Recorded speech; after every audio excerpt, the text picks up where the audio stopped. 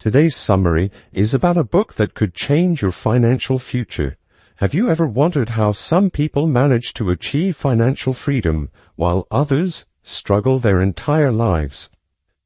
In this audiobook summary, we will delve into The Simple Path to Wealth by J.L. Collins, a book that offers straightforward and practical advice on how to achieve and maintain financial independence. Stay with us till the end, as the insights you gain here could be the key to transforming your financial life. The author, J.L. Collins, always wanted to impart financial knowledge to his daughter to ensure she remained financially stable. In 2011, when Collins's daughter returned home from college, he asked her, "Do you know how to manage your money? Because money is very important in life."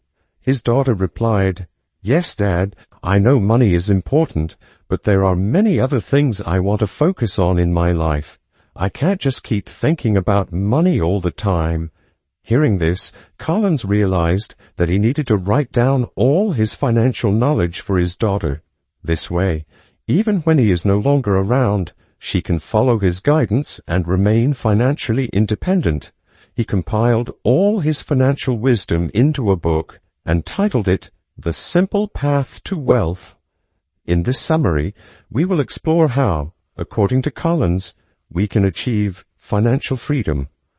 Collins believes that there are two phases to achieving financial freedom: wealth accumulation and wealth preservation.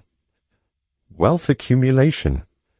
This phase involves saving and investing enough money to cover your basic needs without worrying about where your next meal, clothes, or shelter will come from. The goal is to gather sufficient funds to ensure your basic needs are always met. Wealth preservation. Once you have accumulated enough wealth, the next phase is to preserve it. This means withdrawing just enough money each year to remain financially free for the rest of your life. The idea is to maintain your wealth so that it supports you indefinitely. This book has gained immense popularity because of its straightforward and practical approach to financial management. It provides a clear roadmap for achieving and maintaining financial independence, making it a must-read for anyone looking to secure their financial future. So, let's dive in and uncover the secrets to financial freedom. Listen till the end to make sure you don't miss out on any valuable insights that could help you achieve the financial stability and freedom you've always dreamed of. In this world, spending money is the easiest thing to do, but earning it is extremely difficult. Therefore, it is crucial that we understand and master the art of making money. If we fail to learn this, we will remain slaves to money our entire lives. You might think that you are still young and have your whole life ahead to earn money. Perhaps today, you don't face any financial problems, but financial problems never announce their arrival. We all encounter financial issues at some point in our lives, so why not be prepared in advance?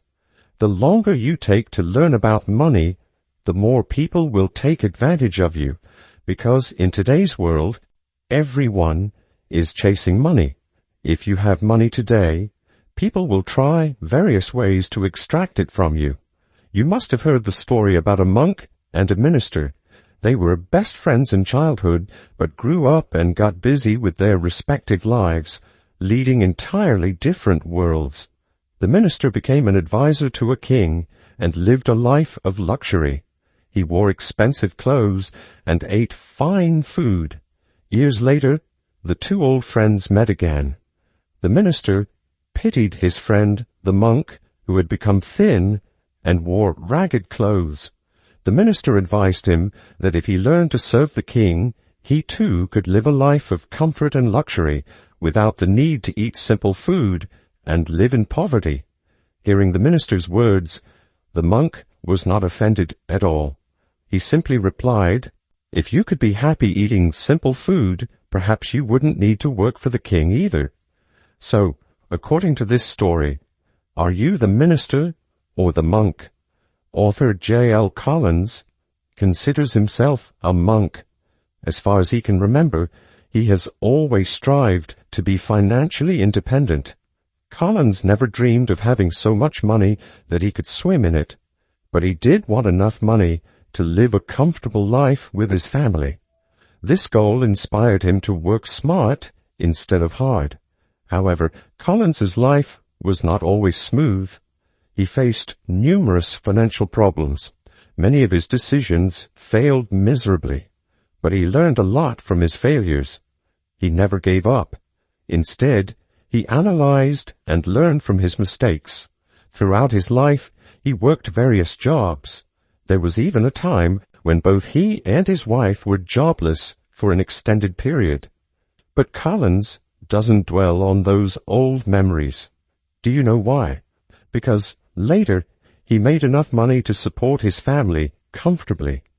This story of financial struggle and ultimate success forms the foundation of The Simple Path to Wealth, where Collins shares the wisdom and strategies he developed over the years to achieve financial independence. The book is not just a guide, but a comprehensive blueprint for anyone seeking to take control of their financial future. Debt, the unacceptable burden. When Collins graduated, he received his first credit card. Like any ordinary person, he was thrilled to have his own credit card and was excited to use it. However, the biggest drawback of a credit card is that it's difficult to keep track of expenses. People tend to pull out their credit cards and shop impulsively. Collins was no exception. He used his card without worrying about how much he was spending. In the first month, he had a total bill of $3,000. At the bottom of the bill, the bank mentioned, minimum payment due, $100. Collins couldn't believe his eyes.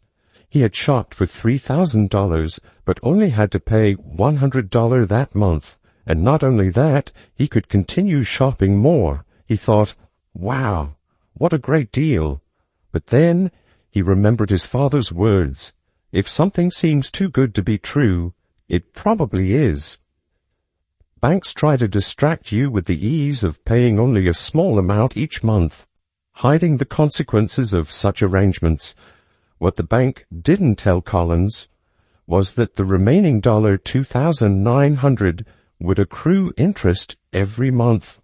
Look around, and you'll easily find many people living in debt. In fact, it's rare to find someone who isn't in debt because loans have become so normal. People want to live a high-quality life, even if it's on borrowed money. They take loans from banks to fulfill their desires. But if you are one of those people, you need to change your mindset. You will never achieve financial independence if you rely on loans or debts. Collins sees no sense in this. Yes, debt can increase your purchasing power, but essentially, taking a loan means you are spending money you don't have and will have to pay interest, which eats away your income. Another side effect of loans and debts is the psychological pressure they create. People stay stressed because they constantly worry about how to pay off the interest. They fail to control their spending and later regret it. Sometimes the situation becomes so overwhelming that people drive themselves crazy thinking about how to repay their debts. Therefore, it is clear from Collins's experience that you should avoid debt as much as possible. But if you already have debts, Collins advises paying them off according to their interest rates. If your debt is less than 3%, create a monthly payment system, although you should focus more on investing your money. If your debt falls between 3 to 5%, do what feels comfortable for you. Either pay off the debt or use it for investment. If the interest rate is 5% or higher, it is better to pay off the debt as quickly as possible. This might all sound simple and easy, right? But if you still have doubts, Collins suggests following these steps. 1. Calculate your total debt. First, total up all your debts to see how much you owe. 2. Cut unnecessary expenses. Reduce unnecessary spending. Only buy what is necessary. If you have food at home, why order from outside? This could save you around $20, which can go towards paying off your debt. Don't postpone paying off loans. You'll have to pay them eventually.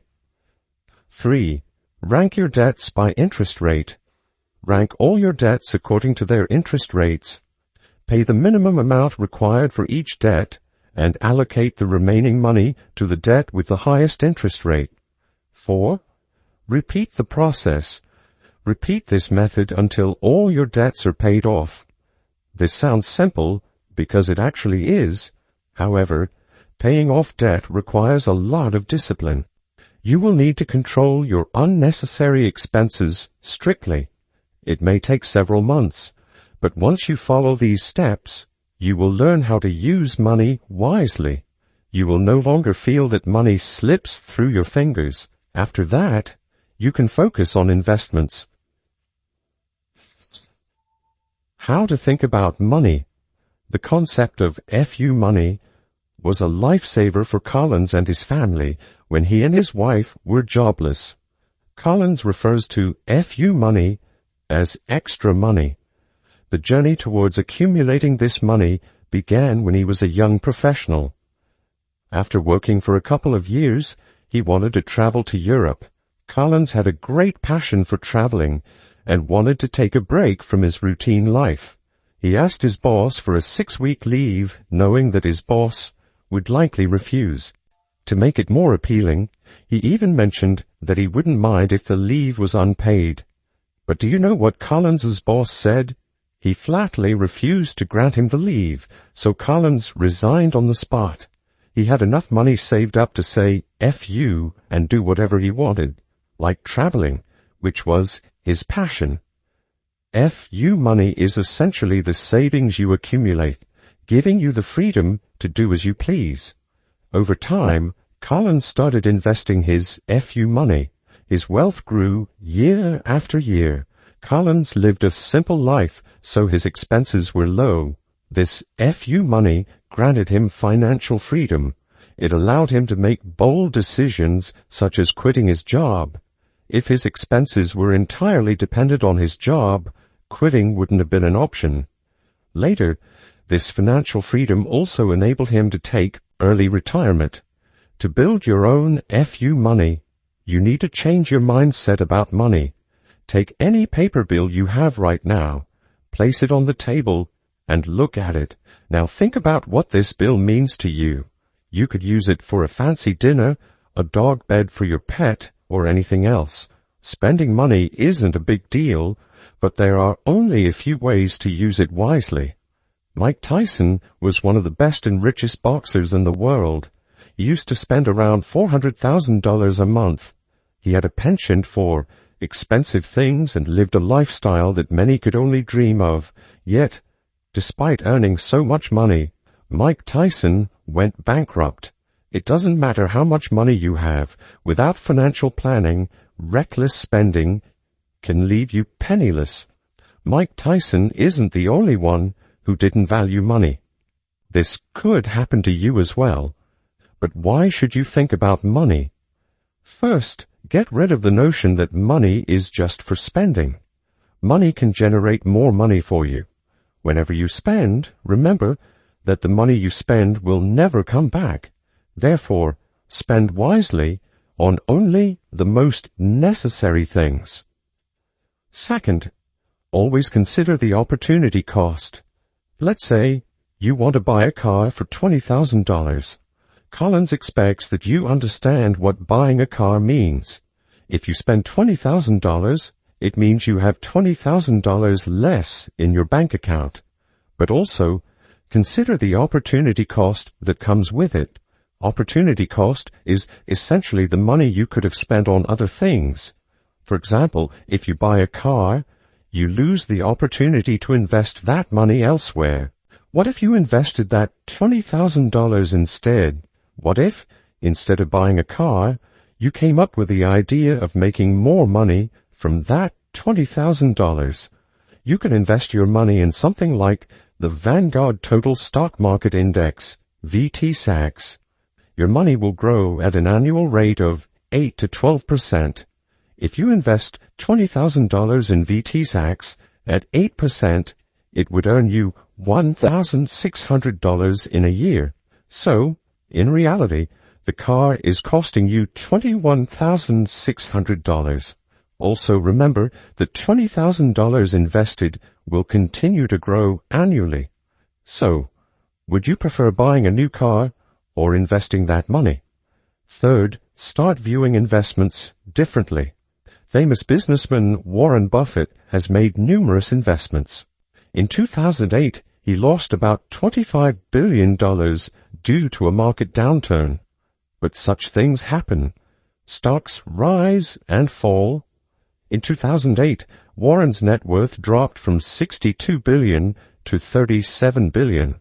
However, Warren didn't panic. He was prepared for such situations. Instead, he continued to invest in new stocks, and when the market recovered, as it always does, so did his investments. You need to approach your investments like Warren Buffett. To understand this easily, imagine you run a restaurant. In business, some days there are no customers, and other days there's a crowd. Every market experiences ups and downs.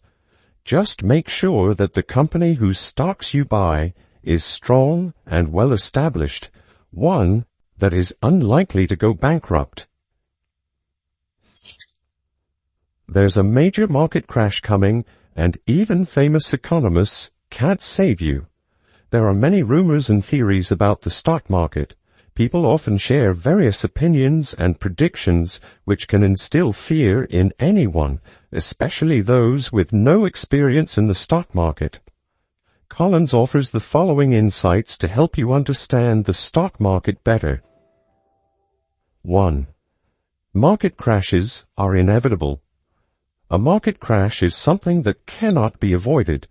Sometimes people can foresee it, and sometimes they cannot.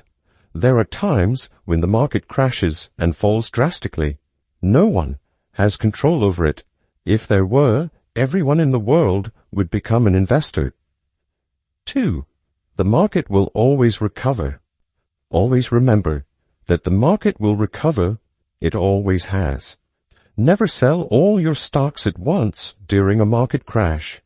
This decision will set you apart from those who lose all their money in their investments. Therefore, you need to learn how to handle a crash. 3. The market trends upwards. The market always trends upwards over time. Hence, an investor's journey is filled with ups and downs. But you have to take that risk. Sometimes, the market may remain down for months or even a year, but don't worry. It will eventually go up. 4. Continue learning. Once you invest, don't stop learning. Always listen to experts. Learn how to read the stock market. When it comes to the stock market, always use your brain, but also develop your emotional skills.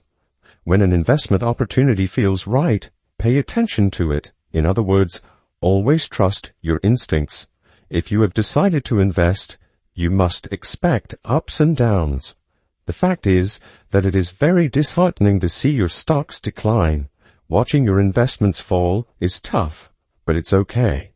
The stock market is a risky business. Don't lose hope. If not today, the market will recover tomorrow.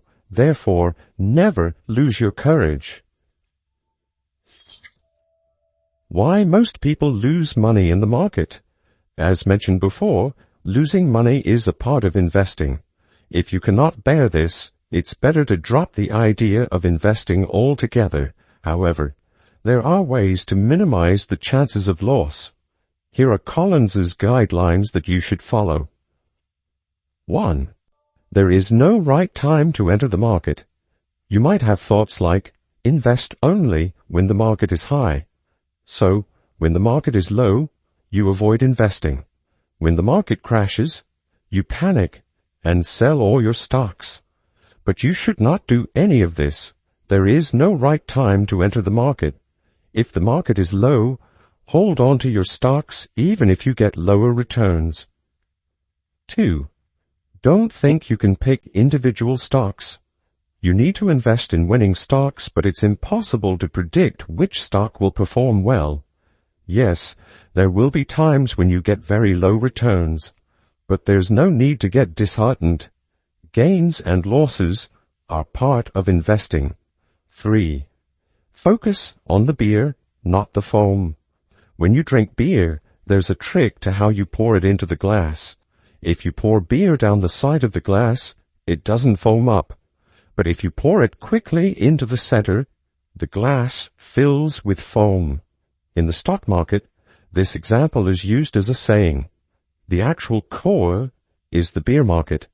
Your entire focus and time should be here. The foam is just background noise. It represents the media that spreads rumors about the market.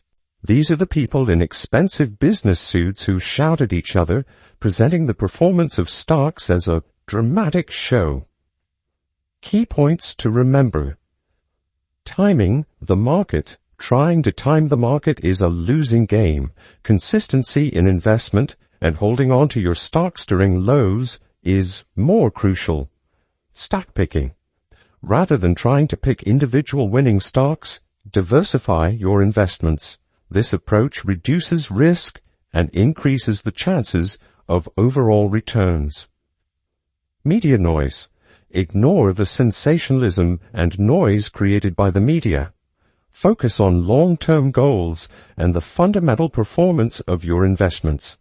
By following these guidelines, you can reduce your chances of losing money and increase your chances of success in the stock market. Keeping it simple. Considerations and tools. Collins believes that simplicity is good, simple, and profitable. It is not necessary to make investing a complicated and intimidating process. For new investors, there are 3 key considerations and 3 essential tools you should be aware of. 3 considerations. 1. Stage of investing life. At what stage are you in your investing journey? Are you investing to build wealth, or are you investing to preserve the wealth you already have? 2. Risk tolerance. How much risk are you willing to take? Your ability to tolerate risk will influence your investment decisions. 3. Investment horizon. Is your investment short-term or long-term? The duration of your investment affects the level of risk you can take and aligns with your investment goals. These 3 considerations are interconnected. The length of your investment period will affect your risk-taking level, and your investment goals will influence both the time frame and the amount of risk you are willing to accept. Before answering these questions, Collins advises paying attention to these points. No safety guarantee. Collins repeatedly emphasizes that there is no guarantee of safety in investing. People often get scared by market fluctuations, but if you genuinely want your money to grow, you have to be willing to take risks. Importance of FU money. If you are reading this, it is a signal that you should start saving for FU money right away. The future is uncertain. You might lose your job or face a personal emergency tomorrow. Therefore, you should always be prepared. With answers to these 3 questions in hand, it's time to discuss the 3 tools that will help you build your portfolio. Your portfolio is an umbrella term for your various investments. Collins aims to explain these tools as simply as possible, knowing that they might sound intimidating. 3 essential tools. 1. Stocks. Stocks are good for long-term investments. If you choose the right stocks, you will get the best returns. Stocks are also good inflation hedges, meaning their value might fluctuate slightly, but over the years, they tend to remain almost the same or increase. 2. Bonds. Bonds are essentially loans you give to an entity, be it the government or a company. You lend them money, and in return, They pay you back with interest. Bonds act as a deflation hedge, meaning that even if the economy is going down, your money remains safe. 3. Cash. During deflationary times, having cash is beneficial. The lower the prices drop, the more you can utilize your cash. However, if prices rise, cash won't buy as much. Collins noticed that cash typically has a lower interest rate, so he suggests keeping a minimal amount of cash. Cash becomes profitable when you invest it somewhere. By focusing on these simple considerations and tools, you can build a solid investment strategy that is easy to understand and profitable in the long run. Index funds are really just for lazy people, right? There are many rumors about index funds. Since they are a source of passive income, many people don't give them the importance they deserve. But index funds are actually a great investment. An index fund means buying every stock in a particular index. You do this because, as mentioned earlier, it's impossible to always pick the winning stock. So, we invest in stocks that are performing well in the market of our country. Index funds seem reasonable, right? However, many people dislike them. That's because smart people often think that investing means outsmarting the market. They believe they can earn more profit by investing in the right stocks. But that's not true.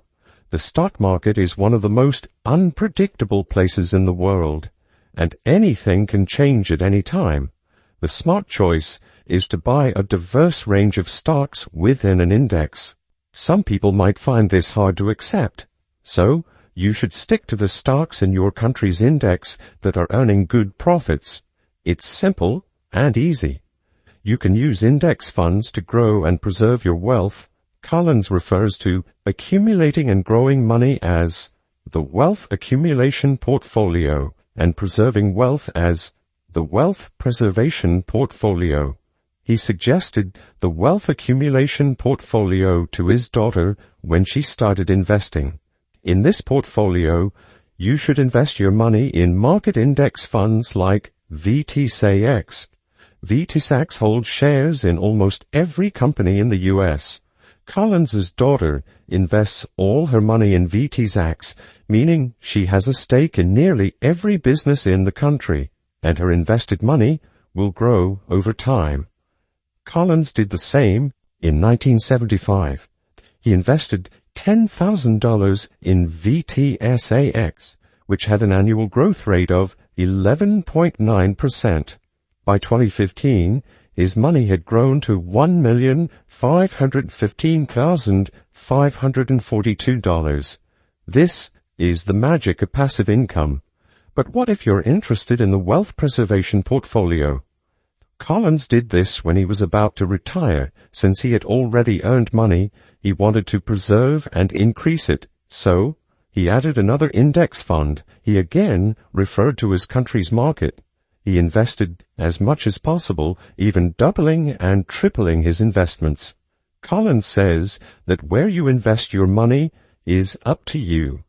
But if you need a reference, here's how he built his portfolio. 75% in stocks. As mentioned earlier, stocks are a good inflation hedge. 20% in bonds. Bonds mean lending money to companies, which in return give you a certificate saying they will pay you back after a few years. This is somewhat similar to a bank fixed deposit, but slightly riskier. If stocks go down, bonds act as a good cushion to protect you. 5% in local bank. This is for liquidity and easy access to cash. Even if you withdraw only 4% of your money, you won't have to worry. Your portfolio will continue to grow. The returns and interest will be enough to support the rest of your life comfortably. By following these strategies, you can ensure steady growth and security for your investments, achieving both wealth accumulation and preservation with minimal stress and effort. Conclusion. So, first of all, You learn from this summary that becoming rich is not an unattainable feat. You just need to change your relationship with money. You have to live a simple life, like a monk. This will give you the financial freedom you desire. The second thing you learned is that you don't need to take loans or debts to live a good life. The biggest sign of financial independence is having no debts. If you do have debts, pay them off, even if you have to pay in installments with interest. The higher the interest rate, the sooner you can pay it off. The third thing you read about is a new mindset regarding money.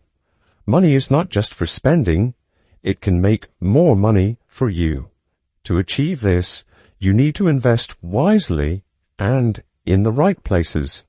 The fourth thing you learned is that there is no need to fear the stock market. The stock market is never constant. It goes through daily ups and downs. So, when the value of stocks goes down, don't panic. Be patient. Hold on to your stocks, and as the market recovers, so will the prices of your stocks. This up and down trend is a characteristic of the stock market. The fifth thing you learned was the considerations and tools that can help you with investing. Always keep your purpose in mind when investing and ensure you have the basics: stocks, bonds, and cash. The sixth thing you learned is the importance of index funds. Index funds are crucial for passive income. Index funds mean investing in stocks that perform well in the market. If you want to become rich, you should definitely invest in index funds. The seventh thing you learned is how to properly allocate your money. While it depends on your preference, there is a suggested formula. Invest 75% in stocks, 20% in bonds, and keep 5% in the bank. Additionally, during the money accumulation phase, aim to gather at least 25 times your annual expenses. You can grow your money through index funds. According to the author, if you invest 50% of your income in index funds every month, you can achieve financial freedom in 11.5 years.